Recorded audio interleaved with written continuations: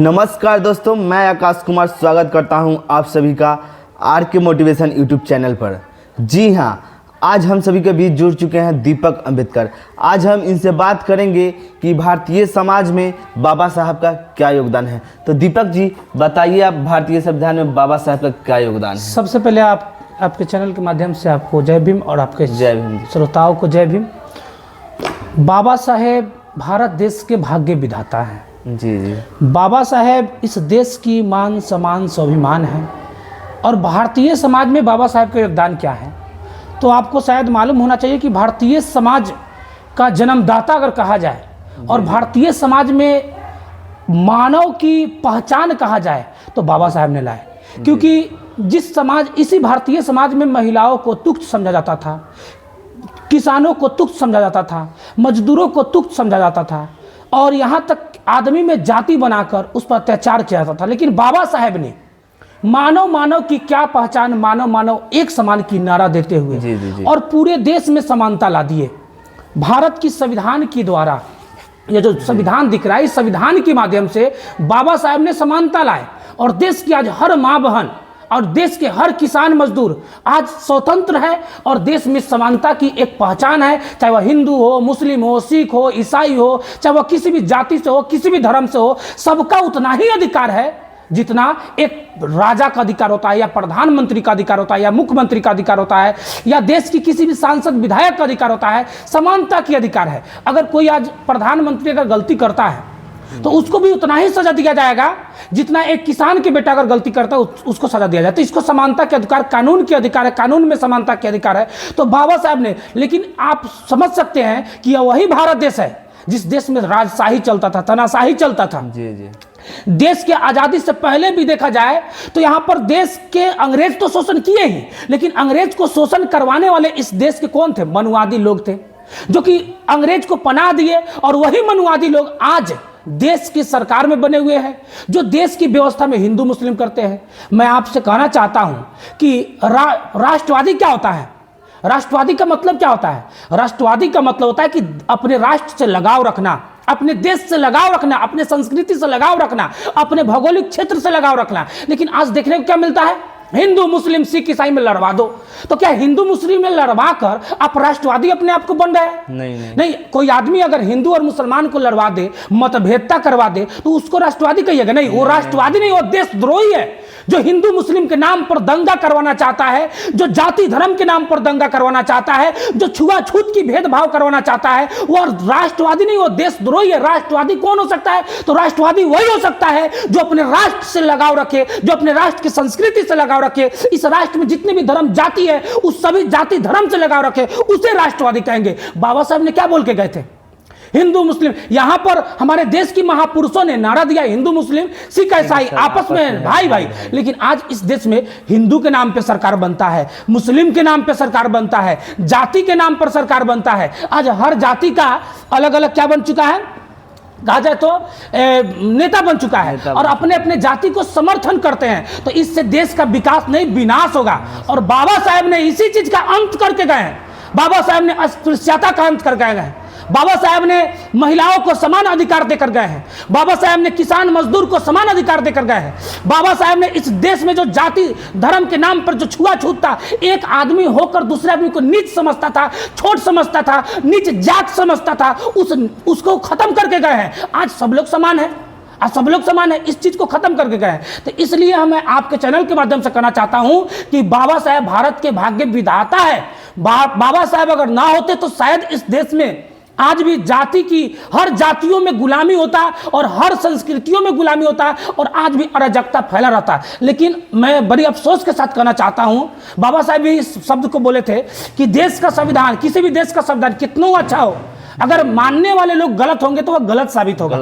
और मानने वाले अगर संविधान गलत हो और मानने वाले अच्छा होंगे तो वह अच्छा साबित होगा। लेकिन आज अफसोस के साथ कहना पड़ रहा है कि भारत का संविधान गलत आदमी के हाथों में पड़ चुका है, गलत शासन के हाथों में पड़ चुका है, गलत नेताओं के हाथों में पड़ चुका है। आज चोर डाकू लबाड़ नेता बनता है, लोकतंत्र में लोगों का वोट खरीदता है और वह नेता बनता है और लोगों को ठगने की काम करता है। चुनाव में बड़े बड़े लंबे लंबे वादे करते हैं और किसान मजदूर के फसल जब होते हैं तो उसके फसल को नष्ट कर दिया जाता है, बर्बाद कर दिया जाते हैं, उसके फसल को कम दाम में खरीद लिए जाते हैं और जब फसल बिक जाता है तो वही आलू हो जाता है 40 रुपए के जी, वही प्याज हो जाता है 80 रुपए के जी, वही दाल हो जाता है 100 रुपए के जी, वही तेल हो जाता है 100 रुपए के जी, 200 रुपए के जी। तो इस समझने की बात है, जब किसान के खेत में तोरी होगा तो सस्ता, किसान के खेत में मूंग होगा तो सस्ता, किसान के खेत में अगर चावल होगा तो सस्ता, किसान के खेत में धान होगा तो सस्ता हो जाएगा, किसान के खेत में आलू प्याज होगा तो सस्ता हो जाएगा। लेकिन जब किसान बेच देता है उस फसल को तो उसका दाम दुगुना चरगुना हो जाता है। कहीं ना कहीं इसमें देश की सरकार, राज्य की सरकार कहीं ना कहीं किसान मजदूर के साथ में अन्याय कर रहा है, अत्याचार कर रहा है। और आज यही कारण है कि मेरा भारत देश कृषि प्रधान देश था और आज कृषि प्रधानता खत्म दिन पर दिन हो रहा है। आज लोग निर्वाहन कृषि कर रहे हैं, उगा रहे हैं और खा रहे हैं। अधिकांश लोग तो क्या करते हैं, खरीद कर खाते हैं, खेती है फिर भी नहीं करना चाहते हैं क्योंकि उसमें उनको लॉस होता है। और ये कारण क्या है, क्योंकि देश की सरकार नहीं चाहता है कि गरीब किसान मजदूर का विकास हो और उसका बाल बच्चा पढ़े, उसकी बाल बच्चा आगे बढ़े। क्योंकि गरीब किसान मजदूर का अगर विकास होगा तो उसका बाल बच्चा पढ़ेगा और जब पढ़ेगा तो हक अधिकार की मांग करेगा, क्योंकि पढ़ने से संविधान के बारे में जान जाएगा। जब किसान मजदूर के बाल बच्चा पढ़ेगा ना तो संविधान को जान जाएगा। जब संविधान को जान जाएगा तो देश में जो अंधा सरकार बनता है धर्म जाति के नाम पर, वो सरकार नहीं बनेगी। और जब वो सरकार नहीं बनेगी तो यह जो पाखंडवादी नेता लोग बनते हैं जो धर्म जाति के नाम पर लड़वाना चाहते हैं, उनका अंत हो जाएगा। शिक्षित नेता बनेगा, पढ़ा लिखा नेता बनेगा, आज चोर डाकू बदमाश गुंडा और ठेकेदार जो नेता बन जाता है उसका अंत हो जाएगा। इसीलिए देश की सरकार नहीं चाहता है कि किसान मजदूर का विकास हो और किसान मजदूर का बाल बच्चा पढ़े। एक मिनट दीपक जी, तो आपसे हम एक बात करना चाहेंगे कि अभी बिहार में बीपीएससी छात्र को देख रहे होंगे किस तरह से उन पे लाठीचार्ज हो रहा है, तो आप इस पे क्या बोलना चाहिएगा कि सरकार अभी देख रहे हैं कि बीपीएससी बच्चे पे लाठीचार्ज हो रहा है और सरकार उनके लिए कुछ नहीं कर रहा है और ना ही पेपर को रद्द किया जा रहा है, तो आप बताइए ऐसा क्यों हो रहा है बिहार में? चलिए, बहुत अच्छा प्रश्न है। मैं आपसे कहना चाहता हूं कि देश, मैं पहले ही बोला हूं ना कि देश का जो सरकार है वह चाहती नहीं कि किसान मजदूर का बाल बच्चा आगे बढ़े, पढ़ पाए। आज बीपीएससी का जब पेपर लीक होता है तो आखिर पेपर लीक कौन करवाता है? कोई किसान मजदूर के पास पावर है कि पेपर लीक करवा के पेपर खरीद को अपने बच्चा को दे दे? नहीं। वह पेपर लीक कौन करवाता है? देश में बैठे सरकार, मंत्री, सांसद, विधायक, यहां तक कि मुख्यमंत्री हो या प्रधानमंत्री हो, उनका पूरा साजिश, सोची समझी साजिश होता है पेपर लीक करवाने में। और पेपर लीक करवा के वो किनको देते हैं? मंत्री, सांसद, विधायक के दामाद को देते हैं, मंत्री, सांसद, विधायक के बेटा को देते हैं। पेपर लीक करवा के किनको बेचते हैं? क्या आम किसान मजदूर के बाल बच्चा या किसी, आपको है पावर कि पेपर लीक करवा के बीपीएससी क्या उसका खरीद ले? नहीं। और सेटिंग करवा ले? नहीं। वह यह साजिश है। गरीब के बाल बच्चा पढ़ते जाए, पढ़ते जाए, पढ़ते जाए, वो पढ़ते पढ़ते उसका बाल उड़ जाएगा लेकिन उसको नौकरी नहीं होगा। लेकिन अमीर के बाल बच्चा पेपर लीक करवाएगा और 40 लाख 20 लाख रुपए देगा, पेपर लेगा और नौकरी करेगा, वीडियो बनेगा, सीओ बनेगा, अधिकारी बनेगा, और आप गरीब का बाल बच्चा गुलामी करेगा। तो यह सोची समझी साजिश है। और आज देखिए विद्यार्थियों पर लाठी चलाया जा रहा है, विद्यार्थियों को पीटा जा रहा है, विद्यार्थियों पर शासन हो रहा है, शोषण हो रहा है। और बिहार में नीतीश कुमार हो, डबल इंजन की सरकार हो, चाहे देश में केंद्र में बैठे नरेंद्र मोदी जी हो, विद्यार्थी करे में नहीं बोलते हैं। अभी आने वाला विधानसभा चुनाव है, जब विधानसभा चुनाव आएगा तो लंबे लंबे वादे होंगे, मैं विद्यार्थियों के लिए इतना योजना लाऊंगा, मैं विद्यार्थियों के लिए काम करूंगा। तो आज विद्यार्थी के हित की बात है, जब हित की बात है तो उसको कर देना चाहिए। नहीं करेंगे क्योंकि सरकार को मालूम है कि जो हड़ताल पर बैठा हुआ, जो लाठी खा रहा है, वह मंत्री, सांसद, विधायक का बेटा नहीं है, वह किसान मजदूर का बेटा है, वह मामूली सा हैसियत के वाले का बेटा है। एक रोते हुए वीडियो देखे होंगे कि मैं रिक्शा चलाने वाले का बेटा हूं, मैं रिक्शा चला लूंगा, खा लूंगा, अरे यार कर दो ना। मैंने इस टाइप से आप वीडियो देखे होंगे। वो कौन है? रिक्शा चलाने वाला का बेटा, रो रहा, तड़प रहा है। वहां विधायक, मंत्री, सांसद को क्या उसमें जा रहा है? तो कहीं ना कहीं अन्याय है देश के विद्यार्थियों की। जी दीपक जी, जैसे कि नीतीश कुमार और या मोदी जी भी कहते हैं कि बेटी पढ़ाओ और बेटी बचाओ, आप सुनेंगे उनका नारा।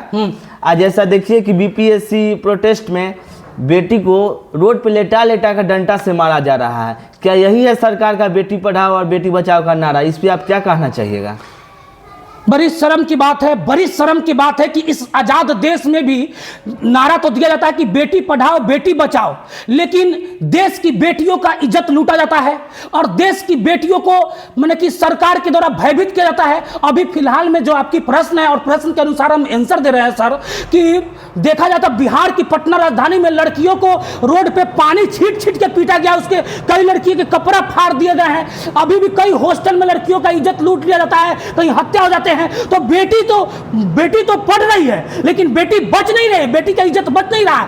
आज बेटी अपने हक अधिकार की अगर आवाज उठा रही है तो देश की सरकार उसको मारने की काम कर रहा है, उसका इज्जत लूटने की काम कर रहा है, उसकी मान सम्मान को धुंधलित कर दिया है। तो यहां पर सिंपल सा बात है, मैं बताना चाहता हूं कि यह सामंतवादी मनुवादियों का चाल है। जो बाबा साहब भारत के संविधान में, आप हिंदू कोर्ट बिल के बारे में जानते होगा, हिंदू कोर्ट बिल में बाबा साहब ने क्या बोले, हिंदू कोर्ट बिल से लड़कर बाबा साहब ने महिलाओं को, मां बहनों को अधिकार दिए। आज मां बहन doctor, engineer, collector, BDO, CO बनती है तो बाबा साहब की बदौलत बनती है। लेकिन आज भी देश की सरकार हो या राज्य की सरकार हो, उसकी गंदी सोच को देखिए कि आज भी लड़कियों को रास्ते पर मारने की काम करा जा रहा है। बीपीएससी छात्र लड़की को देखिए किस तरह पानी छीट छीट कर उनको पीटा गया, डंडा से पीटा गया। कितना कांस्टेबल महिला जो होती है उनको उठा उठा के लेके जेल में बंद कर दिया। तो यह अन्याय है, अन्याय है, बहुत बड़ा अन्याय है। यह शर्म की बात है। बिहार सरकार को शर्म की पानी में डूबकर मर जानी चाहिए और भारत की सरकार को शर्म की पानी में डूबकर मर जानी चाहिए।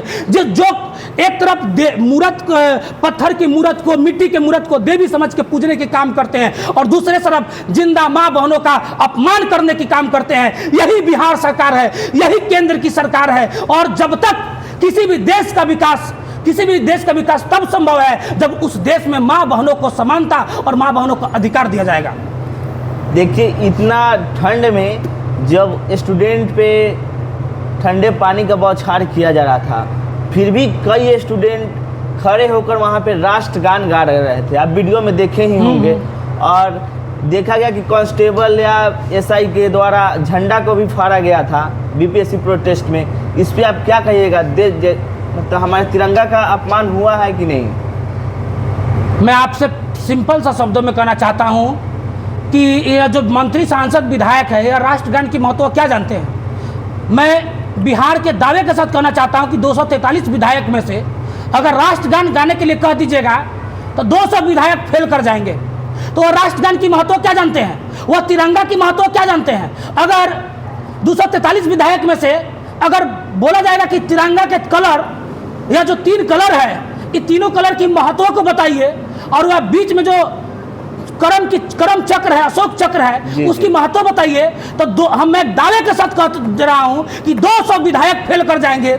40 सांसद में से लगभग 30 सांसद फेल कर जाएंगे। वही विधायक, सांसद, मंत्री एक विद्यार्थी, राष्ट्रगान गाते हुए विद्यार्थी पर लाठी बरसाने की काम किए। वही विधायक, सांसद, मंत्री हम बीपीएससी छात्रों पर लाठी बरसाने के काम किए, ठंड में उस पर पानी पटाने के काम किए, उसको मारने के काम किए, आंसू गैस चलाए और महिला उन लड़कियों को माने कि पूरे ठंड में कपाए। और कई एक बीपीएससी छात्र भाई मनु जो कि हत्या भी कर लिए, आत्महत्या कर लिए, मर गए। तो यह कहीं ना कहीं बिहार सरकार विद्यार्थियों का साफ साफ हत्या करने की काम कर रहा है और देश केंद्र की सरकार तमाशा देख रही है। डबल इंजन की सरकार है बिहार में। जी, क्या बाबा साहब कैसे दलितों के नेता हैं, आप बता सकते हैं? बाबा साहब दलितों का नेता नहीं है सर। बाबा साहब दलितों का नेता नहीं। आप बोले हैं तो मैं बोलना चाहता हूं, क्या दलित हिंदू नहीं है? दलित भी हिंदू है ना। तो बाबा साहब दलितों के नेता कैसे हो गए? और बाबा साहब क्या सिर्फ दलितों के लिए काम किए, हिंदुओं के लिए काम किए? नहीं, बाबा साहब ने तो सभी धर्म जाति के लोगों के लिए काम किए हैं। तो दलित के नेता कैसे हो गए? जो दलित के नेता कहते हैं बाबा साहब को, वह तुच्छ माइंड के लोग होते हैं, वह घटिया सोच के लोग होते हैं, उनको मालूम नहीं है इतिहास। बाबा साहब ने हर जाति के मां बहनों को स्वतंत्र किया। तो जब हर जाति के मां बहन को स्वतंत्र किया, समानता की अधिकार दिलवाए, बाबा साहब ने हर जाति के मां बहनों के लिए लड़ाई लड़े, तो वो दलित के नेता कैसे हुए? जितने भी लोग हैं क्या वो माँ के पेट से ही ना जन्म लेते हैं? तो जब उनके माँ जब गुलाम होंगे तो बच्चा जन्म लेगा तो गुलाम होगा। तो जब बाबा साहब ने माँ को आज़ादी दिलाया तो उस आदमी को भी आज़ादी दिलाया। तो कहीं ना कहीं बाबा साहब ने सब माँ बहनों के लिए काम किए हैं, क्योंकि यही भारत देश है जिस देश में माँ बहनों को जिंदा जलाया जाता था, यही भारत देश है जिस देश में माँ बहनों को स्तन काट दिया जाता था, यही भारत देश है जिस देश में माँ बहनों को डाइन बनाकर उनको गंदा पिलाया जाता था, यही भारत देश है जिस देश में माँ बहनों को विधवा बनाकर उनको काल कोठरी में बंद कर दिया जाता था, यही भारत देश है जिस देश में एक पुरुष 4-4 लड़कियों से शादी करता था और मरने के बाद में चारों महिलाओं को सती प्रथा होना पड़ता था, सती होना पड़ता था। यही भारत देश है जिस देश में महिलाओं को बोलने का अधिकार नहीं था, यही भारत देश है जिस देश में महिलाओं को पढ़ने लिखने किसी भी प्रकार के अधिकार नहीं था। आज देश की महिला समानता में जी रही है। आज देश की महिला चुनाव लड़ रही है, प्रधानमंत्री, राष्ट्रपति, विधायक, कलेक्टर, बीडीओ, सीओ बन रही है और कह रहे हैं कि भारत देश में दलितों के लिए काम किए। बाबा साहब ने दलितों के लिए नहीं काम किया सर, बाबा साहब ने इस देश के हर समाज के लिए काम किया है, किसानों के लिए काम किया है। आपको मालूम होना चाहिए, जब मजदूरों को 12 घंटे खटवाया जाता था, 14 घंटे खटवाया जाता था, 16 घंटे खटवाया जाता था और उसको 8 घंटे का पैसा नहीं दिया जाता था,